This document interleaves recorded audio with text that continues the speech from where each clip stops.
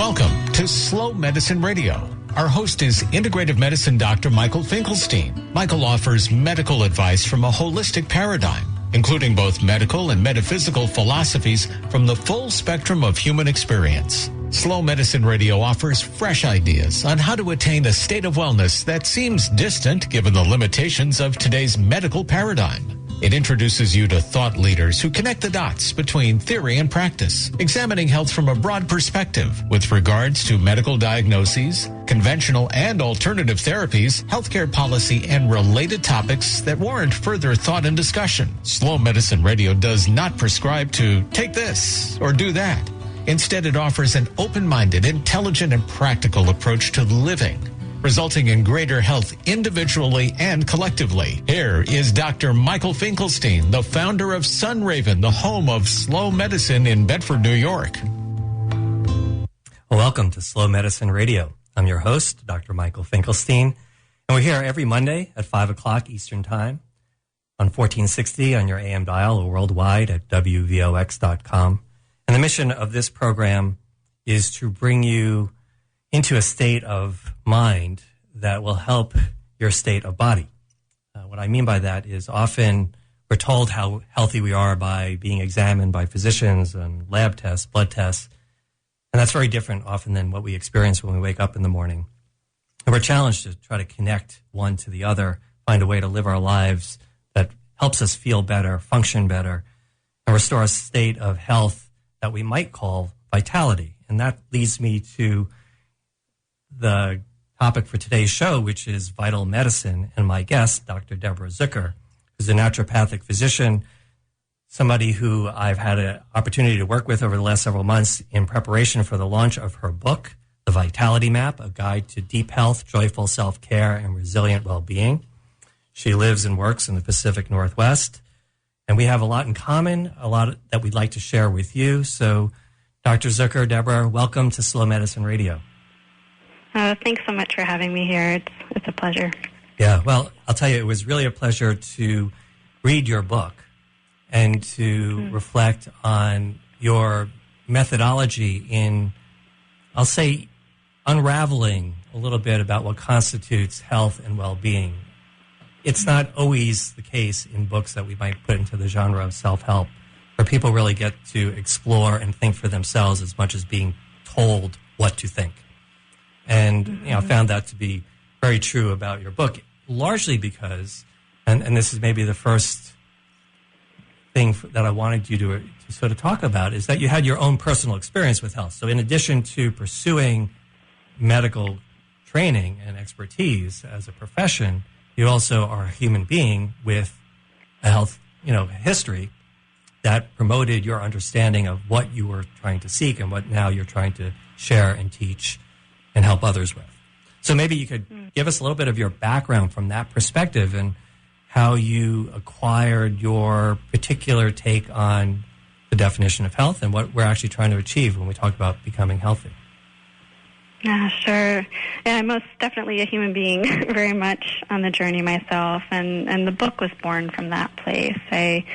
And also my exploration in becoming a naturopathic physician was also born from my own healing journey, which began intensively in 1999. I spiraled down into a time of chronic fatigue. I was 24 years old at the time and was sort of an overachiever. I was doing a lot and had a lot of ambitions of how I was going to serve and support the trajectory of our planet's well-being and human well-being, and my body kind of gave out, and it was really humbling and definitely shocking for me. And that journey of spiraling down, first physically feeling exhausted, but then having that journey put me in touch with my emotions and with the spiritual journey I was on in life.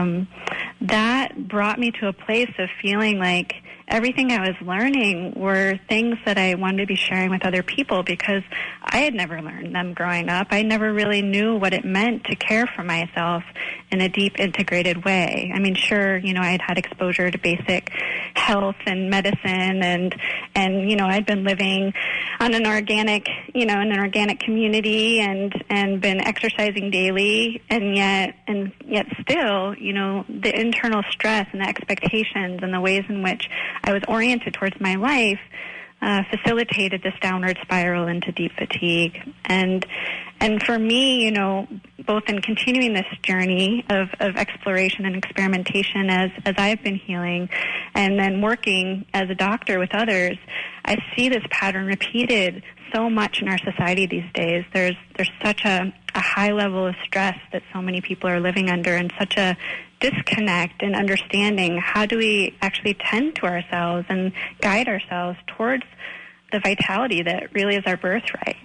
Yeah, so, a couple of things that you said to me are striking. One is, you are a young person, taking care of yourself, following all the rules and guidelines that are typically promoted, and yet still wound up facing a medical crisis, which in itself could be frustrating and could, lead to more despair.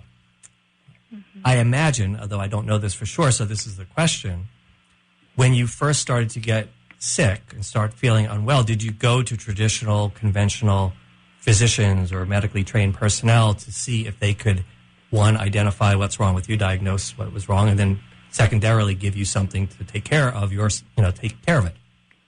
Mm-hmm. Yes, I definitely did. I started there. I grew up in the Midwest, so I had never really been exposed to alternative medicine or holistic paradigms growing up. And when I was spiraling down into the fatigue, I actually was living in Oregon at the time, so there were a lot of other options, but I did start with conventional care. And it was frustrating because the diagnoses that I was getting didn't feel like they really captured what was really going on for me. And I was just resistant to taking a pill, that I might need to take for the rest of my life. And because it felt like there was so much more complexity to what was happening. And so, that began my exploration of trying out different practitioners and understanding what the different modalities offered and the perspectives, and then ultimately led me to Bastyr University to get the naturopathic medicine degree. And so I'm going to then assume, and we'll flip forward, that you're feeling pretty well right now. I am. Yeah. I still, I started off with reflecting, that I still am very much a human being. I have my ups and downs, and it's a constant sort of navigation. And yet I'm feeling, my level of vitality on an ongoing basis is at such a different level than it was before. And I also, what feels even more vital in terms of that is that there's a sense of resilience where I've developed my own self-knowing and my own understanding of the triggers and sort of the beginning of that spiral down in a way in which I can then guide myself to shift the pattern and redirect. And that to me is really, it's a lot of what my book's about, is how do we come into that greater self-knowing and intimacy so that we can guide ourselves, because, life isn't a linear path. There's going to be ups and downs and unexpected things that happen all the time and stressors that come in. There's no such thing as a stress-free life. And so how do we develop that self-knowing so that we can then take whatever life throws at us or whatever we find ourselves in and re-navigate to find ourselves in a place of greater ease and greater relaxation, greater energy and vitality. And so that's the dance that I feel like I'm constantly in, and yet the level at which I'm playing is much different than before. Yeah, so, that's an important concept. I know in your work, in your book, having read it carefully, and then, trying to digest it and again, appreciate way you organize the material. Before I want to go there, though, I want to help people who are listening to this show, at least those who reside in the New York metropolitan area, who may not be so familiar with naturopathic medicine, because New York State is one of many states that don't license naturopaths to practice. Connecticut nearby does. But naturopathy isn't as popular as it is in the Pacific Northwest. So maybe start there with what drew you to that particular field. And how would you explain it to somebody who's got the conventional medical paradigm in their mind, thinking that it's all about MDs, maybe doctors of osteopathy, hospitals? But what's the difference? What's the essential difference of naturopathy? Yeah, well, in a way, I kind of see it as getting back to more of the roots of what medicine used to be. And when I say that, it's also integrating modern science. So it's not an either or, but when I say getting back to the roots, it's really rooted in the knowing that our bodies have an innate ability to heal itself, that, we have this innate vitality, and that our job as physicians is really to support people to come to understand how to nourish and support their own vitality, that own vital life energy, and to support the healing process. And that, that we're multidimensional, so it involves treating the whole person and looking at all the different dimensions that affect the state of our vitality. And it's very preventative oriented, so really focusing on the long-term view of health and how can we support through how we're living our daily lives. How can we support our own state of health that way? And it's cooperative. Naturopathic medicine isn't at odds with conventional medicine. It very much is part of the full spectrum of the kind of care that's available to us. And it is, it's rising within the U.S., but there are pockets in areas where it's much more prevalent, like in Washington State, we're licensed as primary care physicians and have insurance coverage, and other states, aren't licensed at all yet, and a lot of people have never heard of it. So it's in transition, but in a way, to me, it feels like it has the potential to, remind all aspects of the spectrum of healthcare, of what's possible in how we relate to our own health and well-being, and how we view our healthcare providers, as really supporters of that care, and people who are part of our team, and who are not the experts, looking down on high, but instead collaborative and supporting us and caring for ourselves. It's interesting to me. I think I went to medical school. I started in 1982. I think Bastyr University was founded around that time, which was the first naturopathic medical college in the United States, maybe in the world. So I had never heard of it for sure. Now, though, knowing what I do know, I have to tell you that I probably would have chosen to go to the School of Naturopathy because, as you said, I think that it really addresses the cooperative relationship, not only between a practitioner and a person. I really don't like using the word patient, so that there are two people working together on behalf of that one individual, but also with the natural world, the nature around us, but also the nature that flows through and is part of our own existence, body, mind, spirit. And to me, it's more like a conductor in an orchestra. It's moving all those pieces into some state of harmony. And there's something very beautiful about what comes out of it. It's not that people never get sick, but as you said, using the word resilience, if done well, a person who might get sick also recovers pretty quickly, or even when they are in the throes of their illness, they don't lose track of their entire life. Right. So I really do appreciate what that is, and I hope one day New York State will acquire the wisdom to move forward in this way, because I think it's quite an advancement. But until then, we have your book.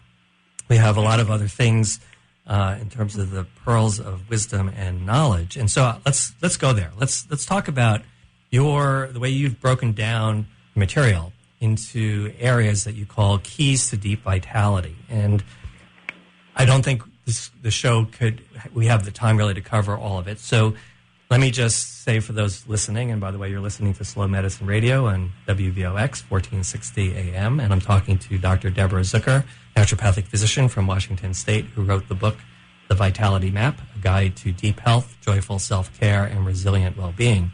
We're going to talk about her book now in terms of its content, and what I appreciate that you have boiled it down to 9 keys to deep vitality, as you put them. And so rather than talk about all 9, let's pick 1 or 2 today that are on your mind, Deborah, that you think, for whatever reason, you'd like to share and talk a little bit more about in terms of how that works into your approach and the philosophy behind it. Sure, yeah. So it's difficult. If that's okay with you.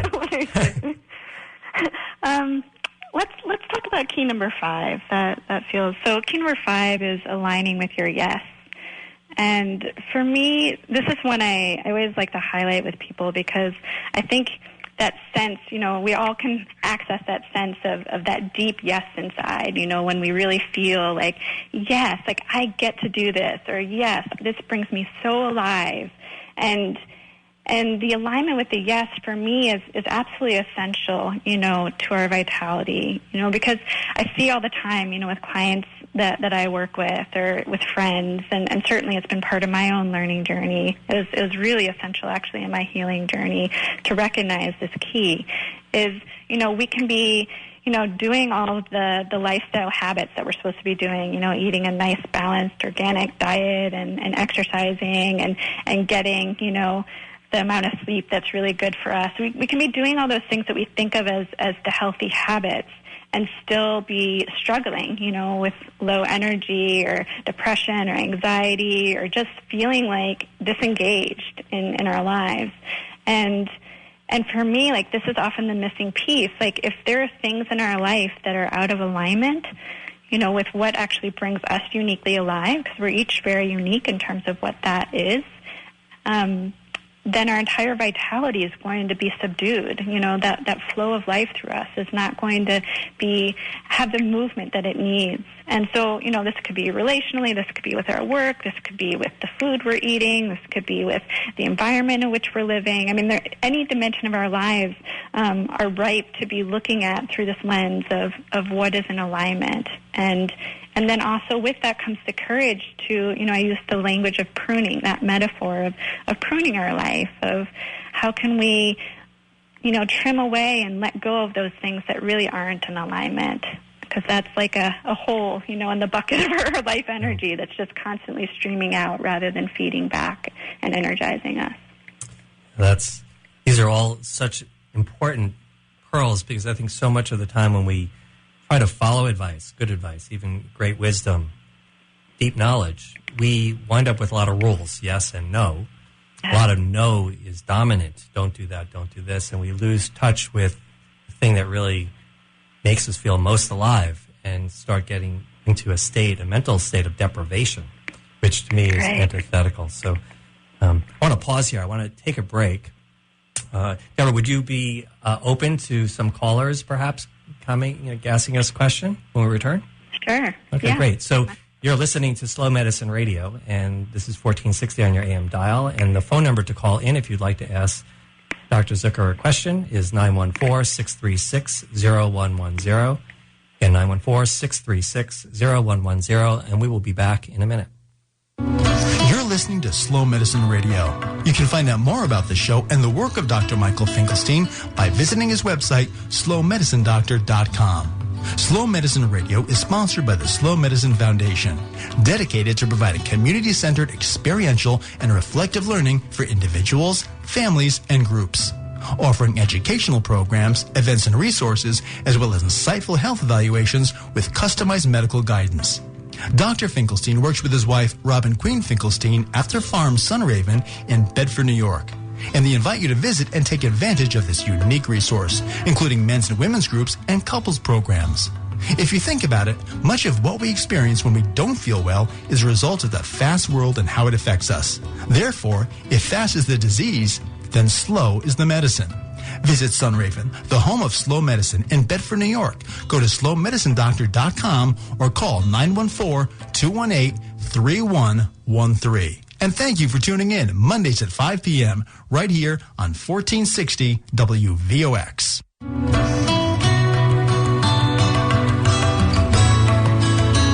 Welcome back to Slow Medicine Radio, and I'm speaking with Dr. Deborah Zucker, who wrote the book, The Vitality Map, a guide to deep health, joyful self-care, and resilient well-being.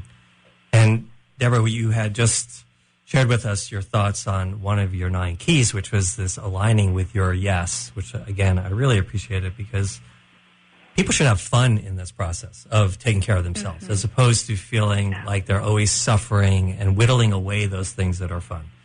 I often, when I speak to people, that they have an illness or an ailment, and then they have a secondary condition, which is the concern about the illness and the ailment and what's not allowing them to do. So your book really is welcome relief from that, because it invites people to get back into living their life. So I'm wondering if you wanted to share another key, or again, I invite anyone to call 914-636-0110 to pose a question or share a story. something you might want to do to be included in this conversation. But for now, Deborah, maybe you can just share another thought that you may have. Sure. Yeah. Well, what you were just saying actually leads into another one of the keys, and that one is key number 6, experimenting with playful curiosity. And I love what you were just highlighting. Like, for me, it's so important that we have a pathway to pop out of the seriousness of our health and self-care and all the rules and the rights and wrongs and the ways in which it can get so rigid and boxed up, and our health and self-care ends up being like another thing that we need to manage and take care of in a way that's not fun. It's like a to-do list rather than the joy that can be there and how we care for ourselves. And so this key for me is about recognizing the orientation of experimentation, where we can take any intention we might have about habit changes we might want to make or things we want to try out and view it as an experiment. I often say, just try it for 2 weeks. Set up an experiment for yourself, design it, and try it for 2 weeks, because it's, not long enough that you can really set off that resistance and the sense of have to, that comes from a lot of habit changes that we try. But it's short enough, but it's also long enough that it gives us enough time to see what happens and to get a taste of, how does this feel? Does it bring me more alive or does it not? And with that, we get to be playful and just try things out and see what happens and learn from it. And then we can adjust the experiment the next time around. And it doesn't have to be so serious and so heavy. Yeah. That's really great advice. I think that, again, in my experience, so many people question, let's call it the whole basket of alternative approaches, because the dominant paradigm of Western medicine is that, you've got to have a diagnosis, you've got to go to a traditionally trained physician in a conventional medical establishment, and then follow a protocol, and it's often a drug or a procedure. It's expensive, and it should work pretty quickly. And a lot of people don't have that experience, of course, nor do they have the faith in that and buy into that whole thing. So, but they're resistant still, because this is I would say there's an aspect of brainwashing that occurs with the cultural wave that's so powerful. Mm-hmm. On the other hand, they will benefit from just giving something a try without waiting for the black and white proof, the science even. So that what you're encouraging people to do is, okay, just suspend judgment for a while. Just make a shift, an adjustment.